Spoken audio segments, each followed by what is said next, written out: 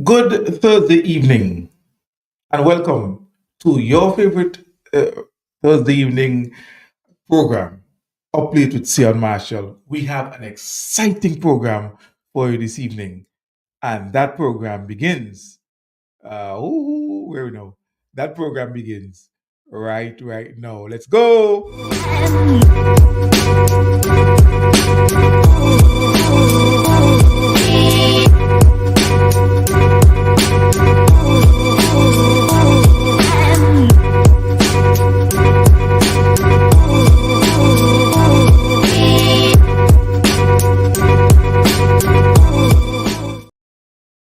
All right, and welcome back. It's Thursday the 17th of, in your time, Thursday the 17th of uh, October 2024. It's Independence Month. St. Vincent and the Grenadines turns 40 this month, and you wouldn't believe this. Tonight's program is the 40th program since we've relaunched. It's 40? It's 30. Wait, boy, hold on. Let me make sure. Sorry, 30. 30. Tonight is the 30th episode since we launched the program. So thank you so much for joining, if you're joining. And please, as always, I encourage you to just, when you come on, say hello. Wait, I forget to share the program. Let me share it now. Hold on. And I encourage you also to share the live. Listen, I have an exciting program for you tonight, Exciting. Oh, where are we now? I'm trying to share this thing, right? So here what? Share the program. Let people know the program is on. Encourage them to come. You will like tonight's program. Ooh. Sorry. Somebody say me tolerance level high. I'm looking for the thing. Okay. Lord have mercy. I find it. Right? So I'm gonna share it now.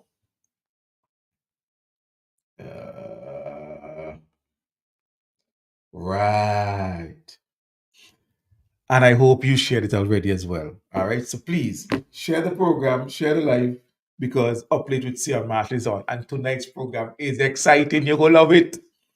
Because I'm going to talk some policy that's important for the region and for St. Vincent and Grenadines especially, and give your perspective, right? So it's important that you be logged on, you be tuned in for this program, and also that you ensure that you have your friends, you have your family logged on and tuned in as well. So thank you so much. And again, welcome to everybody who's tuned in, who tuned in. And please drop a message so I can say hi to you and acknowledge you when you log on. All right, let me pour some drink in my cup because hey, it's cold, right? So I'm gonna get some warmings going on here because I'm telling you, it's grimy. All right. So this morning, for those of you who might have missed it, I was on Scoop. I was on Star Morning Scoop with Eddie, and we discussed a number of issues. By the way, I'm going to stop a little confusion. Somebody said to me this morning, you like confusion, but I have to stop a little confusion. So West Indies cricket team lost the third and final T20 to Sri Lanka, meaning that we lost the series 2-1. And if you notice the way we lost both matches, the second and third matches, we lost them, I mean, in really thumping fashion. We lost today's match by 9 wickets.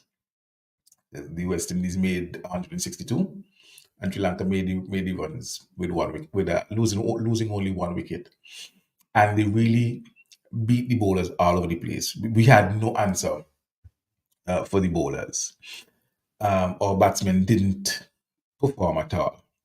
The second match also was defeat. There was a defeat where I think against Sri Lanka, but Sri Lanka batted first this time around at that time and bowled out West Indies. Well, they didn't bowl them out. They made them 80 something or just about 100 runs. I can't remember how much. In reply to Sri Lanka's 160 something. And you realize how they limped over the line in the first game. So my question is, I really want a crowd for this question here. Listen, I really want a crowd for this question here. But my question is, are we 30 years behind Sri Lanka?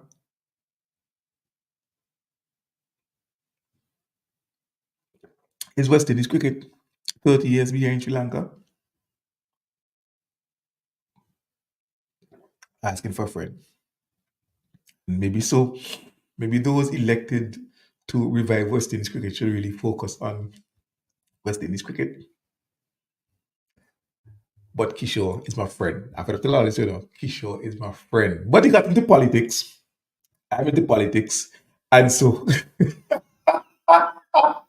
there is a good night. Good night to you, there is a. Yes, but that's my question. I mean, we can't win a T20 series against Sri Lanka. Are we 30 years against Sri Lanka? So those who've been elected to address West Indies cricket should really focus on West Indies cricket and leave the other things alone. But you're coming to the world of politics and you're using the cricketing analogies about who can make single and who can run runs and so on and so on. So it's been fun, and I'm just chiming in fun too. All right, but yes. Now, in the event you noticed the caption of tonight's program, I'm talking CBI, citizenship by investment. It's a program where countries it has different names in different circles. It's called Golden Passport in some, um, and then CBI or CIP, some depending on how some people use the abbreviation. So CBI apparently stands for Citizen by Investment, and you might also hear CIP, which is Citizen by Investment Program. Same thing, but refer to Mr. Make It good night, like in the Walkman. And sell good night as well.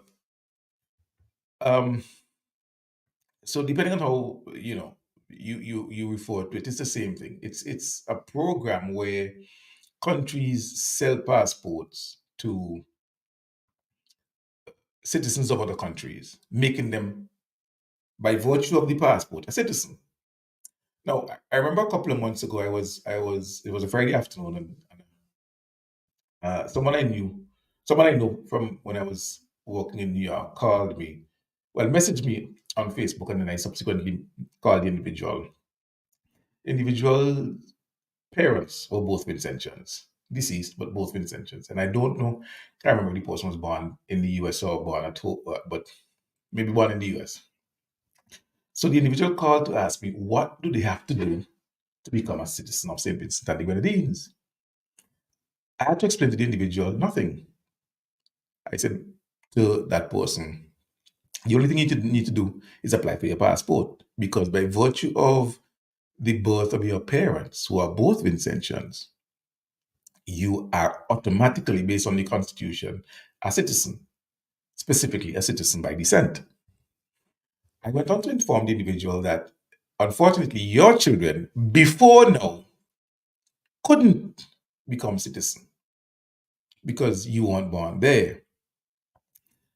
And the law constitution didn't make provisions for grandchildren of citizens. However, this government has since changed that, because we recognize that there's so many Vincentians, third generations out there who would love to contribute, and we want to facilitate that process. So that has since been changed, and individuals can now, who are grandchildren of citizens, even having not been born in St. Vincent, nor their parent being born in St. Vincent, but once their grandparents were, they also now have a path to citizenship as well. Now, there are other avenues to citizenship. There's the residency path, and there's the marriage path as well. You marry a citizen, and that citizen can then make an application for you based on marriage to become a citizen, and you're a citizen by marriage. In the same way, you become family by marriage. In-laws, you call that. Uh, Here in the UK, for example, where I am currently residing, I'm a resident. There's also a path to citizenship. When I'm finished with my studies, I can, if I have a job, for example, like if I'm offered a job and I decide to take it, I can stay in the UK. And once I stay here for a certain number of years, I can then start the process towards becoming a citizen of the UK. Similar schemes, similar processes rather, are available in other countries, the US, Canada, and so forth. Every country has a path to citizenship. Well, there are some countries, and specifically in our region, that offer an additional path to citizenship. And that path simply involves buying a passport. You can stay where you are, in whatever country you are, and go online in the same way you go on Amazon and eBay and Facebook Market and buy a passport. Now, there's something about that to me that devalues the meaning of citizenship and passport.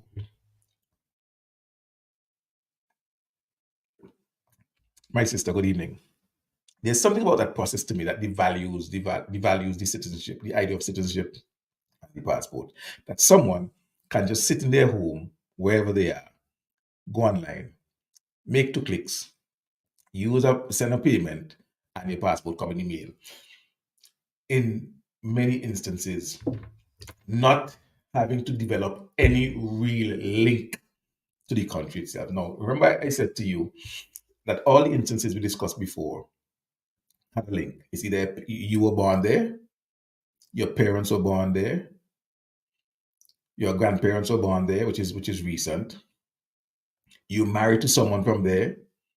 You've lived and worked there, contribute to taxes and so forth. There. All of these, you're establishing a link. If you live in Canada for 8 years, you've been working, you've been paying your taxes and so forth. You're developing a real link to Canada. You're assimilating yourself. You're getting involved in the culture and so forth. You're developing a link with Canada.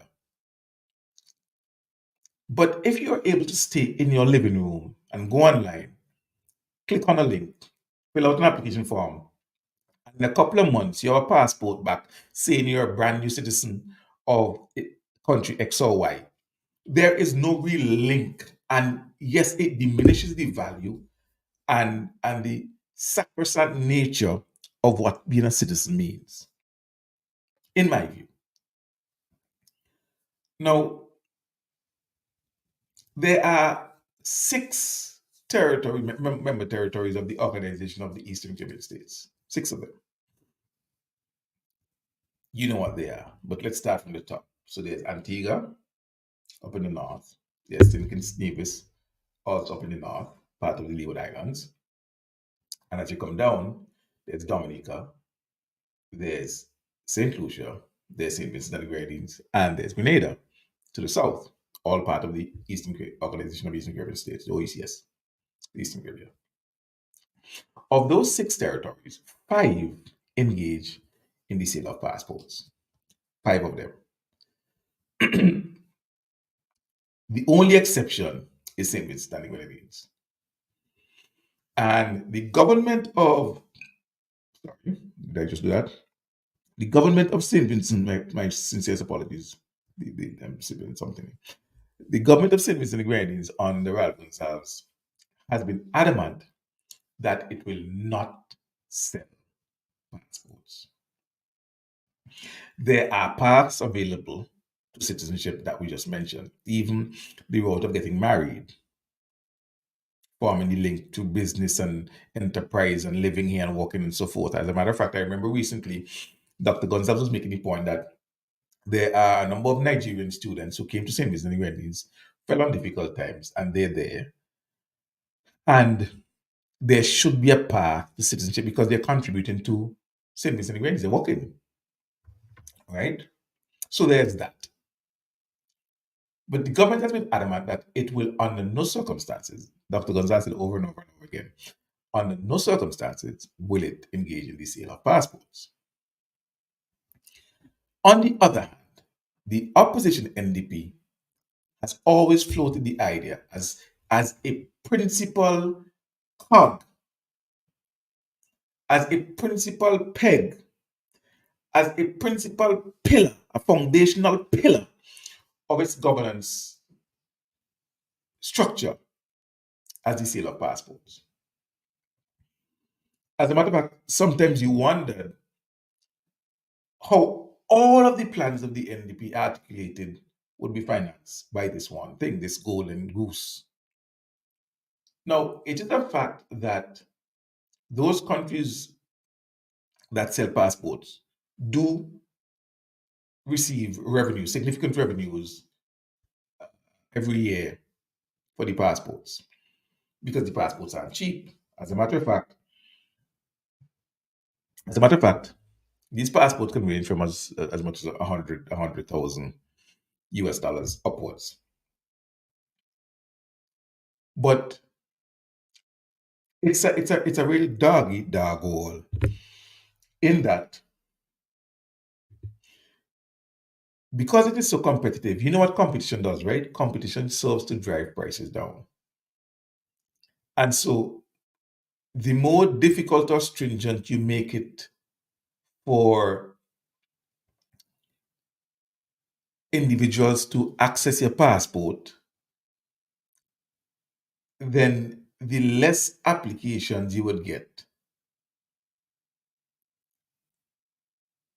And then once you start getting less and less applications, and other countries are getting applications, then you're forced to drop your price and loosen your standards because you know at the sale. And it's one thing when you budget, listen, for the year, you budget $50 million for the year on passport sales.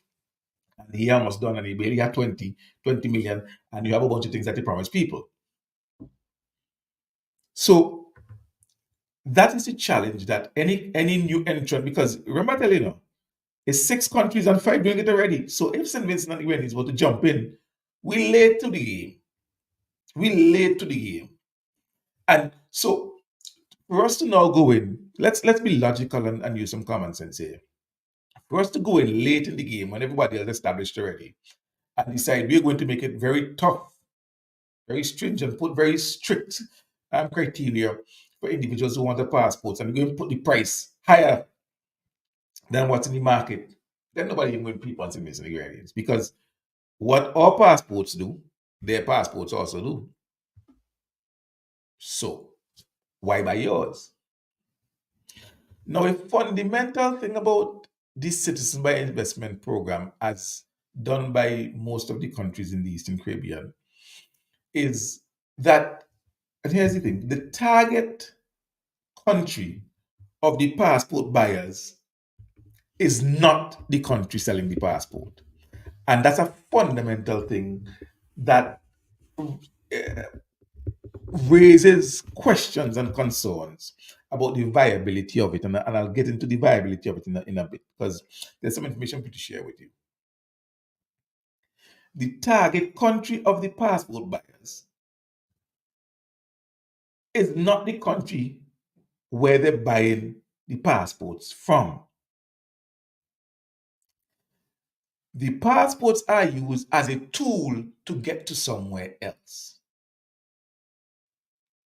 And where they're trying to get are countries that have put very strict measures on them so that it's difficult for them to get in. Okay. Look at it this way. And this is a very simple example. But look at it this way. You decide that you building a fence around your house, or rather, you have a piece of land and you have some beautiful produce on your land. And your land is properly fenced because you don't want anybody accessing your land. Because when they access your land, they would steal your produce, they will trample up and down on the young plants and so forth. It's a mess. So you decide you're going to build a fence around your land to protect your produce, to safeguard your produce, and keep intruders out. On your land, there's also a spring, nice spring of fresh water that you use to irrigate your lands. Now, your neighbor's land doesn't have this spring.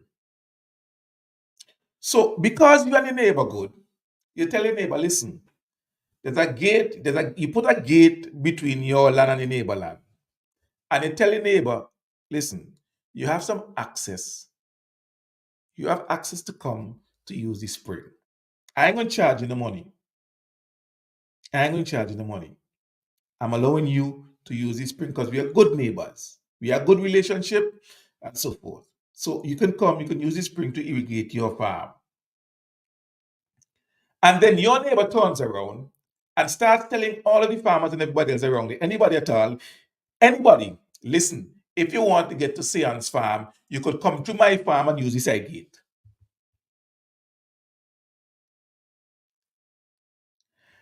And if you want water to irrigate your farm, you could come to my farm and use the side gate. But hey, what? I'm going to charge you $1 to come to my farm to get into the side gate to Sean's farm to get water to irrigate your plants. Now, I ain't making the money from that. That's my neighbor making the money. And he's collecting money not because people want to go on his farm, because there's nothing on his farm really. He's he's he's collecting money for access to my farm. And so people I don't know and people I don't want on my farm coming in on my farm, picking my fruits, using my water in my spring to irrigate their farm without my permission, but they're getting access because my neighbor letting them in and charging them to let them in. Well, that is the position of the European Union, of Canada, of the US, and so forth. Because a lot of these countries do not have access, ready access, easy access to these destinations. It's almost near impossible for them to get visas. But first of all, they have visa restrictions. And even with the visa restrictions, it's almost impossible for them to get the visas. So these 6 countries in the region have decided, listen, let's advertise to people that, hey, come to our country, get one of our passports, and then you can go to Europe. And then you can apply for the US visa and get easier. And then you can apply for the Canadian visa and get easier. And then you can apply for the British visa. As a matter of fact, you don't even need a visa to go to Britain. You don't even need a visa to go to the EU. So just come. But the EU is saying that, hey, we have these policies in place to prevent these people from coming to our countries. And it is unfair for you to be using the privilege that we've granted you, charging people money and exploiting the privilege for your benefit, but at the same time, putting our countries at risk. And so, within the past couple of months, couple of years, the EU has been having serious discussions with some of these countries about their visa-free access and possible sanctions. There's an article that was written by it's online and it is, where is it now? It's written. It's in the Guardian newspaper earlier this year, and it talks about the concerns raised by the EU. And some of the concerns it raised was the fact that of these 5 countries, these 5 countries have sold over 88,000 passports in total. Now, St. Kitts are a population of 40,000 people, but in total, those 5 countries have sold over almost twice the population of St. Kitts has been sold in passports. So the EU has a concern about that. And here's what the EU is saying in this article. The EU is saying that some of the countries that they're selling these passports to are specific countries that they have a problem with and that they're putting things in place to restrict travels to their countries. So let's go through the list a little bit of countries. It says it also raised concerns around the nationalities of golden passport holders, saying most applicants come from China and Russia, Syria, Iran, Iraq, Yemen, Nigeria, and Libya, all countries that have high levels of perceived corruption. So they're saying these countries have problems. They are real corruption. It's difficult for them to get into our countries ordinarily. But we are finding that nationals from these countries are coming through, escaping the visa regime with passports from St. Kitts Nevis, from Antigua Barbuda, from Dominica, from St. Lucia, from Grenada. And those things, according to them, it says, uh, let me read what it says. It says that the Home Affairs Commissioner, he said, we have countries within the visa-free regime with the EU that are selling passports and citizenship quite cheaply to people that are security risks or are potential security risks to the EU. That's how they see it. The EU is saying these people are potential security risks or are security risks. And however, countries in the OECS are selling their passports to these security risks so that they can have access to the EU. That's a problem for us. Remember, I said a while ago that coming in as late as we are, because we're the last of the six. And if the NDP ever wins, they're jumping in. We are going to have to lower our standards in terms of the requirements and possibly a price to really get in to the game properly. Here's what the EU finds. Here's what the EU finds. It's interesting stuff. The report said that the rejection rate to Dominica and St. Kitts Nevis was extremely low, between 3 and 6%, which, together with the short processing times, sometimes as little as 2 months, raises questions as regards the thoroughness of their security and screening.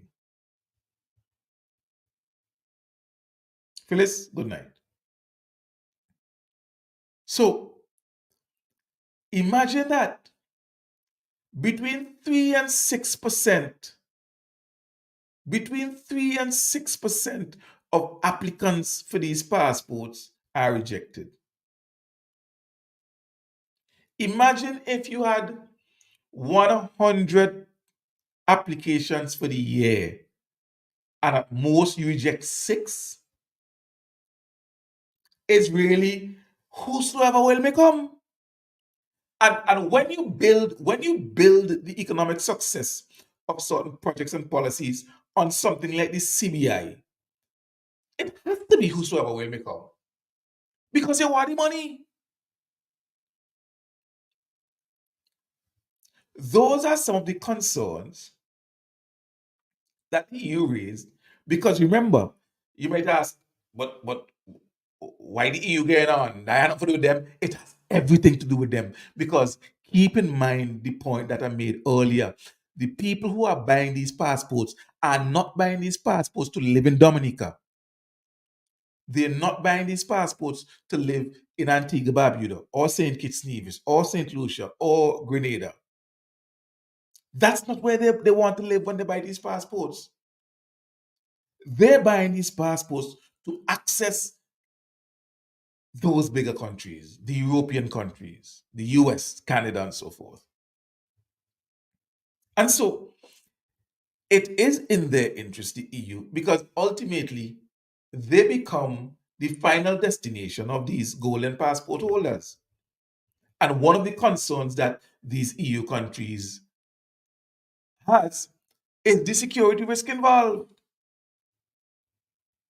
And remember the analogy I used. How would you like it that you give someone access to your house and then they turn around using the access you provided and have everybody in your house who you don't necessarily want and who you would not invite in your house? And that is what essentially these countries are doing. They are violating the invitation and the privilege granted to them by the countries in the EU,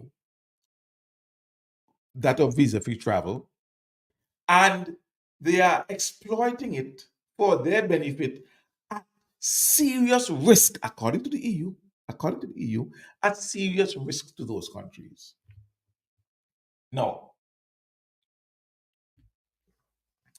you could argue, and you may well be right, but why the big deal? The EU does it. Some countries in the EU has the golden passport scheme. Well, you know what? If they want to invite people in, it's their business. If they want to invite people into their countries, that's their business. They can do that. They can sell the passport, it's theirs. In the same way, if the passport you were selling resulted in an influx of Chinese and Russians and Syrians and so forth in your countries, the EU would not even look at you. The EU is only looking at you because they're realizing that the passport you're selling is resulting in an influx of individuals they are not so keen on having in their countries being let in through the exploitation of the program that they've afforded you, the privilege that they've afforded you. And so that is why they could talk about visa restrictions, because they don't have to do it. They do not have to do it. They do not have to allow you in. But they say, we have a good relationship, so I will allow you. And then you decide, hey, I could make money off of this relationship. Hey. You know, I decide having a birthday party. I invite a few friends. I invite Narissa, you know. I invite Bling. I invite Richard. I invite Shelly. I invite Ligaments. But Ligaments decide he's the DJ now. So he decided he will print some tickets for my party and sell. And all body in my party, fight break out, people head bust and all kind of thing. People who aren't invited, but they have a right to be there because as far as they're concerned, they paid and they have a ticket to the party. Me ain't selling no ticket. I ain't selling no ticket. Yeah, but Ligament, who I invited, decided that he could sell tickets. He could print and sell tickets to my party and let all body into my party. Now, of recent times, because of all of the pressures that were coming down on the CBI countries, the New Democratic Party has sort of backtracked from it. They seemed to be a little afraid of it. They weren't touching it, as we say, with a 10-foot pole. It was hot. All of these stories were coming out that the EU was concerned. The EU having meeting with them. Listen, the EU had a big meeting with them all this year, you know. The EU had a big meeting with the 5 territories of CBI and told them, listen, these are the things that you need to do. And I'll come to one of them just now. The EU has decided, listen, we've been talking, we've been threatening. I need to go and meet with these countries, representatives from these countries. And so they went this year, January, had a big meeting with the 5 territories. The attorneys general and so on were all represented, were all present at those meetings. Because the EU is saying your practice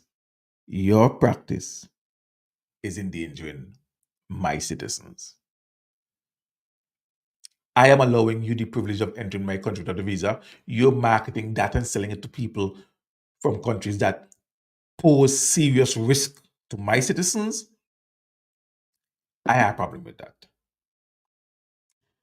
So, good night, Tammy.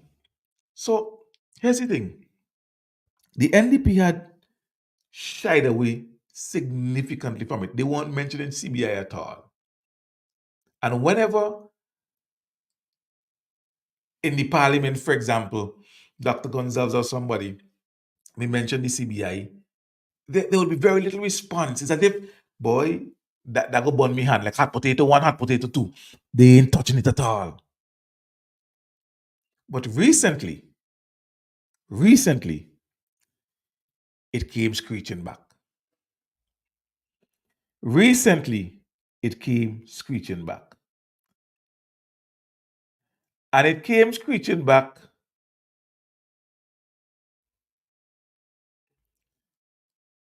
at their meeting in North Leeward on Sunday.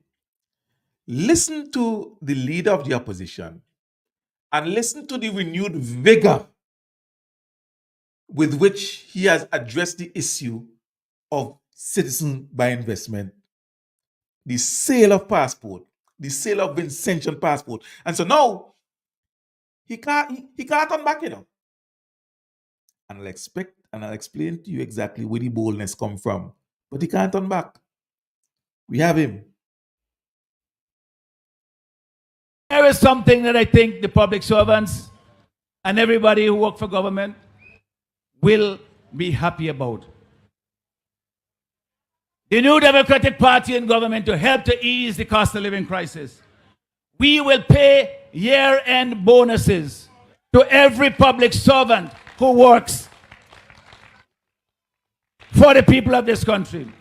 Police officers, teachers, nurses, all the public servants. We will pay year-end bonuses to those persons, and not for them only. For all the people who are on public assistance, they will also have bonuses when the time comes in our budget. So we will provide relief for those people. And those, it's not rocket science, folks. Don't tell me we can't do it. Because they're doing it in St. Kitts. They're doing it in Dominica. And the reason they can do it is because they have a citizenship by investment program that pays for it. So I will tell you this. Don't let Ralph and them try and run and tell you about you're selling passport and stupidness. If I'm selling passport, I'm selling it for you. Because that money is going to go in your pocket. I am going to make sure that the citizenship by investment program is properly monitored. And it will be one that will meet the highest levels of scrutiny. But most importantly, it will be transparent. No money going in my pocket. Nobody's side it going in anybody else's pocket. It's going in the pocket of public servants. It's going in the pocket of people who are in public assistance. And here again, nothing all.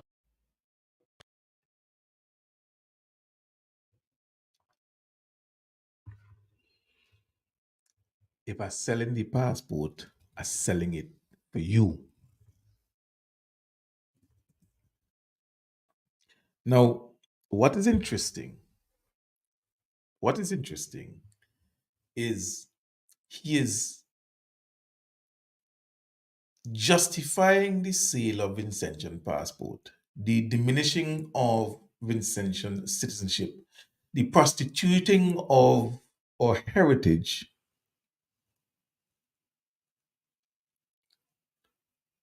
to a few dollars.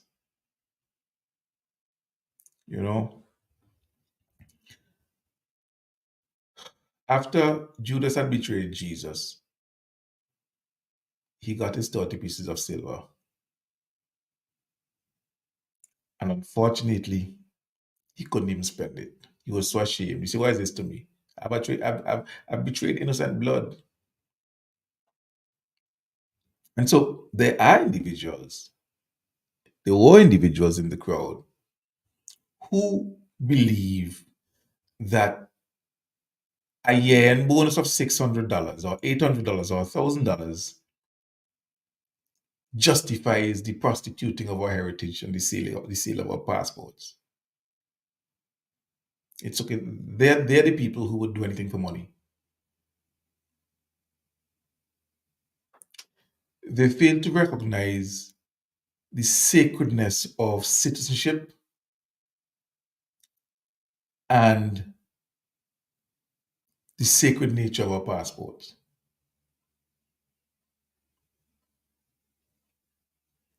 So the appeal is to those who are so motivated by monetary gains. The appeal is to those who are so motivated by monetary gains that nothing has meaning and anything with meaning is reduced to dollars and cents. And so, as long as I could get a bonus at the end of the year, sell passports. Now, I believe the majority of Vincentians, the majority, and that is why, as a key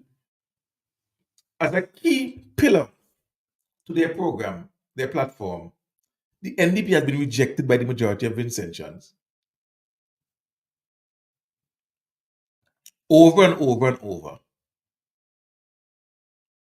And one of the reasons, there are many, but I believe one of the reasons is their insistence on diminishing the value of our passports to a year-end bonus.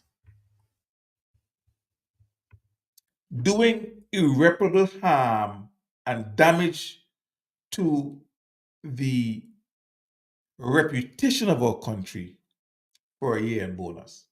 They believe that, the NDP believes that enough people would fall for that. But the history has shown, the record has shown that time and again, that plan of the NDP has been rejected by Vincentians as not in line with their own understanding of what citizenship means.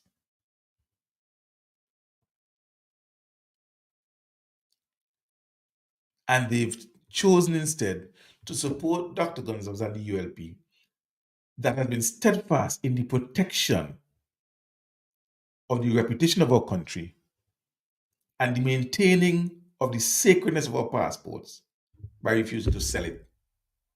And I can't even say to the highest bidder, because at this point, it's a race to the bottom. So, I guess the idea is appeal to people's baser instincts, appeal to people's materialistic instincts, and tell them, vote for me, and I give you a year-end bonus by selling the passport. The fact that this government, has continued its programs year in, year out, doing the infrastructure work, rebuilding people's homes after one disaster after the other, engaging in resilient infrastructure building, developing the pillars of our economy, without selling passport, should be key and foremost in our minds.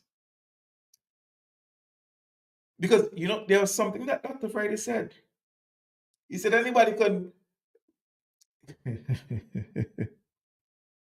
he said anybody can beg and borrow. Well, clearly not, because if that were the case, the NDP would have been able to beg and borrow and build an airport. But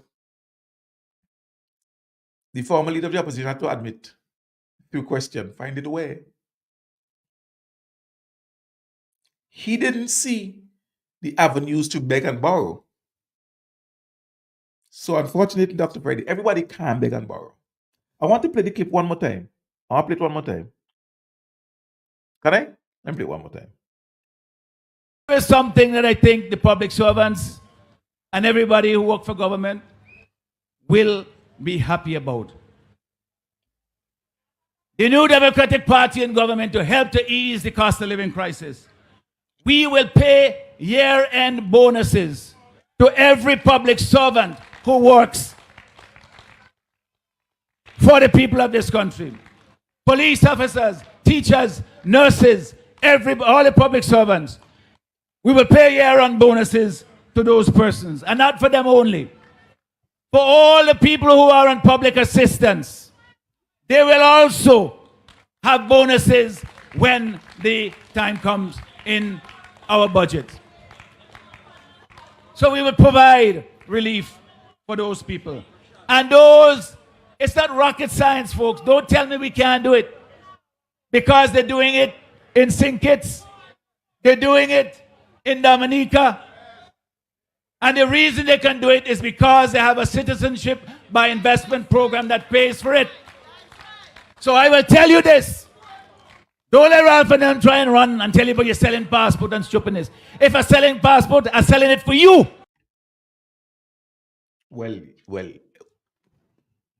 hello. Oop. You're not selling it for me because I don't want the passport sold.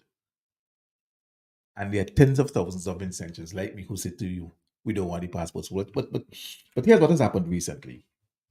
So coming out of the meeting with the EU that they had in January this year, and the fact that the EU decided, listen, I have real concerns. You gotta put these things into question, into motion. You gotta address these concerns that I have in a meaningful way, or we're going to have problems. I would be forced to revoke that visa-free arrangement that we have. And so as a result, you can find this on the Caribbean Central Bank website. The Caribbean countries establish interim regulatory commission for citizenship by investment program. And this is where there's a memorandum of understanding, and the 5 countries that engage in the practice have decided, listen, we need to set up a regulatory body to regulate this thing, streamline this thing. So they set up an interim committee, an interim regulatory commission, which is not the commission itself. This commission, let me read it so that you could understand. I don't want to give you my words. It says this. The establishment of a regional regulator is a key provision in the Memorandum of Agreement, which was published in March 2024. So the meeting in January, they got together. March 24, there's a Memorandum of Agreement. Once formally established, now that's the regulator, eh? That's the regulator, the regional regulator. Once the regional regulator is established, through the enactment of enabling legislations in participating countries, the regional CBI regulator will set standards and regulate the programs in accordance with international best practices and will monitor and report on compliance. So you have this interim commission, and the interim commission is tasked with setting the stage for a regional regulator. And one of the things that the interim commission has to do is to try and get legislation passed in each of the 5 territories, harmonized legislation, so that what it does is that it removes any real advantage that one island might have had, because now it puts regulations across the board for everybody. It's kind of like ECTEL. There's the Eastern Caribbean Telecommunication Authority that sets telecom standards across the board for its member states: St. Vincent, St. Lucia, Grenada, Dominica, St. Kitts Nevis. It's the same with ECA. ECA is the Civil Aviation Authority. It sets standards across the board. So the member states of ECA all have same policy. It's the same like the ECCB, which is the central bank. The monetary policy of the OECS is set across the board. So you don't go to St. Lucia and get a higher exchange rate for the US in St. Lucia than you can in St. Vincent. It's set across the board. So a regional regulator like this one should equalize everything and put it straight across the board. So any advantage that one country may or may not have had might be gone. But this regulator isn't here yet. As a matter of fact, if you read the article, as I say, go on to the Eastern Caribbean Central Bank, the idea is that sometime in the second half of next year, it should be ready. But we know how countries in the region deal with regulations and legislation, drag foot, take time, and so forth. But no doubt, Friday, paying attention, he's seen this, and so he is, uh, what's the word I'm looking for? He's motivated by this, encouraged rather. That's the word I'm looking for. He's encouraged by this development, and he thinks, okay, now I could go back to the people with the passport selling ideas, and I could use as part of the selling point that, listen, I'm going to take the money and give you a bonus. They love money, so they will love that. And secondly, I could tell them, don't worry, the it will be regulated by a regional regulatory authority. So it could be okay.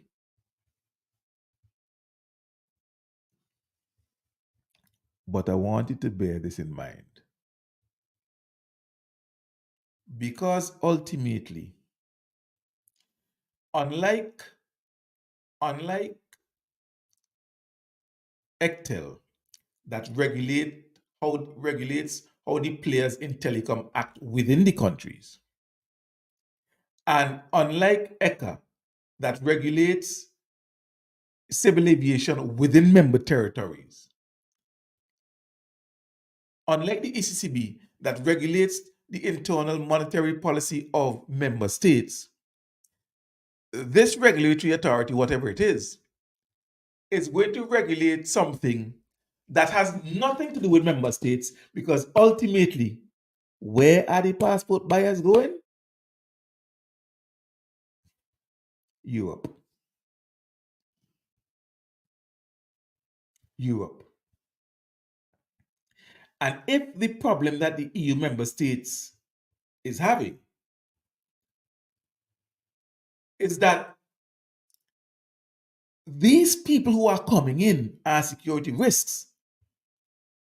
You know one of the problems, the EU say they have?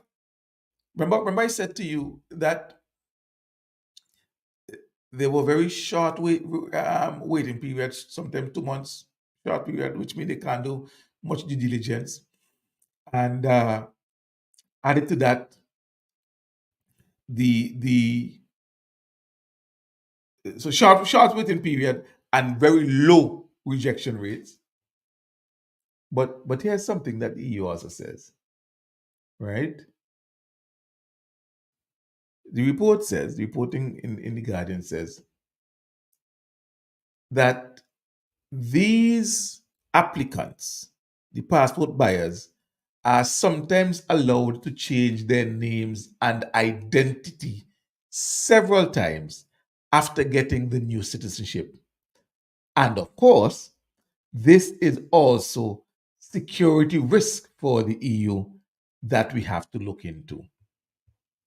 So, whatever the individual name from Russia or China or Syria or Yemen, countries on the list, they come to Dominica or they come to St. Lucia or they come to St. Kitts. And after getting the citizenship of the country, they then change their identity, new name, new passport. Got it, money, $100,000. That's all right. I can do that. And so, whatever the individual name was that is on file, because the EU has a common border policy, at the border, that would show up. shows up now under a different name with a different passport from a different country. Do you understand the level of deep concern countries would have when addressing this matter? We have a registry, says these countries, of individuals who we want to keep out. But we are seeing these individuals showing up with the passport of a different country under a different name.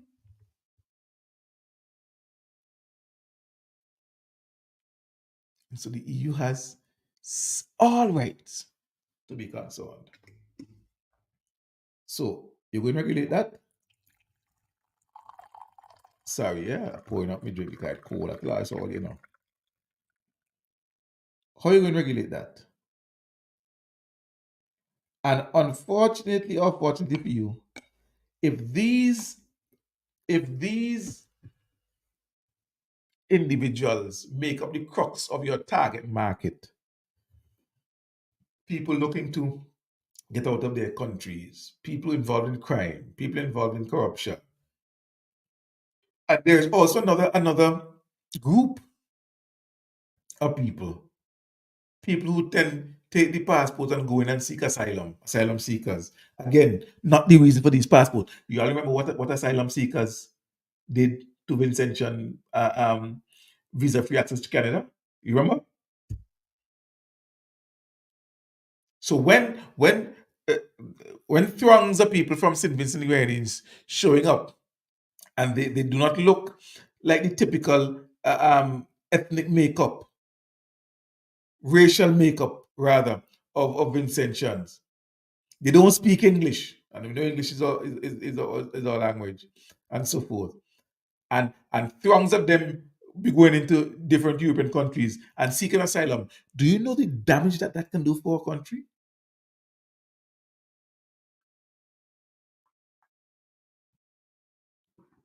These are just some of the things that we are being warned against.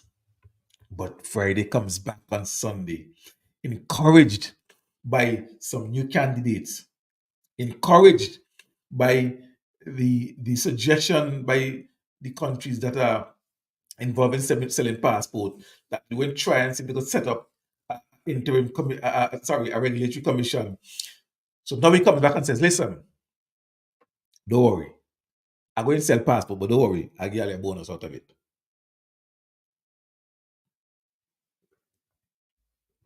Well, the government of St. Vincent and Grenadines has given much more than a one-off bonus over the last couple of years. Because it's one thing to give you a 1 month bonus, an extra salary at the end of the year. It's another thing over the last 3 years to have raised your salary by 7%. 7%. While at the same time reducing income taxes and increasing the threshold. So that in some instances, people will be able to get that 1 month bonus in a few months. In terms of all the savings between income tax, the money that you're keeping back because of the lower taxes and the increased threshold, along with the increase of salary over the 3 year period. Remember, if your salary, if you're making $40,000 a year and you've gotten a 7% increase over 3 years, at the end of the 3 years, 7% of 40,000 is what? $2,800? $2,800. That's the increase that you've seen in total for the year. For the year. That's close to 1 month salary. But added to that, your you actually have more disposable income because the amount of tax they're paying has gone down because the government reduced taxes and increased the threshold. So your disposable income at the end of the month is actually much more than the $250 average of a bonus. Not a bonus, sorry, of the salary increase. It goes up to maybe $300 plus dollars when you take everything together. And the government didn't need to sell passport to do that. What was required was prudent management of our economy, and we have that. So I just wanted to put you on guard about this renewed thrust of the NDP to sell our passports. It's the boldest I've ever heard them come out with it, and they come out real bold. And so we have to again register our disgust and our disapproval with that plan and make sure we keep them out of office. I'm over time. Well, let me thank those of you who joined tonight for this edition of Uplift with CR Marshall. I find the program was kind of heavy tonight because we did politics. I guess this program might have been better suited for Sunday afternoon, but that's all right. That's all right. You know, I really need to start. But listen, crunch time, it's been so hectic for me and so forth. So I've not been able to really prepare as I would want in getting guests and so forth. But we'll get back to that just now, don't worry. But until next Thursday night, God willing, when I am back with you with another edition. Let me thank everybody who tuned in. Thank you so much. Thank you so much. So, yes, until next Thursday night, when I'm back with you with another edition of the program, CL Marshall saying, enjoy your Thursday night. Take care.